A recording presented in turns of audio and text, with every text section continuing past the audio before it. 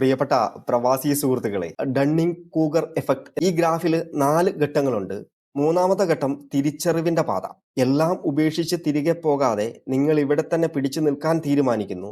ഓരോ ദിവസവും പുതിയ കാര്യങ്ങൾ പഠിക്കുന്നു, ആളുകളെ മനസ്സിലാക്കുന്നു, തെറ്റുകളിൽ നിന്ന് പാഠങ്ങൾ ഉൾക്കൊള്ളുന്നു. പതുക്കെ പതുക്കെ നിങ്ങളുടെ ആത്മവിശ്വാസം തിരികെ വരും. പക്ഷേ ഇത്തവണത്തെ ആത്മവിശ്വാസം പൊള്ളയല്ല, അത് അനുഭവങ്ങളിൽ നിന്നും അറിവിൽ നിന്നും ഉണ്ടായതാണ്. നാലാമത്തെ ഘട്ടം സ്ഥിരതയുടെ പീഠഭൂമി.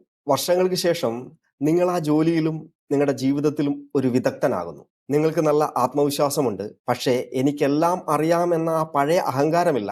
പകരം എനിക്ക് എന്തൊക്കെയാണ് അറിയാത്തതെന്ന് നിങ്ങൾക്ക് കൃത്യമായിട്ട് അറിയാം. പുതിയതായി വരുന്നവർക്ക് ഉപദേശം കൊടുക്കാനും അവരുടെ മൗണ്ട് സ്റ്റുപ്പിഡ് ഘട്ടത്തെ പുഞ്ചിരിയോടെ നോക്കിക്കാണാനും നിങ്ങൾക്ക് സാധിക്കുന്നു. ഇതാണ് യഥാർത്ഥ ജ്ഞാനത്തിന്റെ തലം. ഇനി നമുക്ക് ഏറ്റവും പ്രധാനപ്പെട്ട ചോദ്യത്തിലേക്ക് വരാം.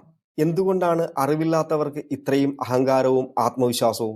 അവർ മനഃപൂർവ്വം നുണ പറയുന്നതാണോ? അല്ല, അവര് ആത്മാർത്ഥമായി വിശ്വസിക്കുന്നത് അവർക്ക് വിവരമുണ്ട് എന്ന് തന്നെയാണ്. ഇതിന്റെ ശാസ്ത്രീയ കാരണം മെറ്റാകോഗ്നിഷൻ എന്നറിയപ്പെടുന്ന ഒരു കഴിവിന്റെ അഭാവമാണ്.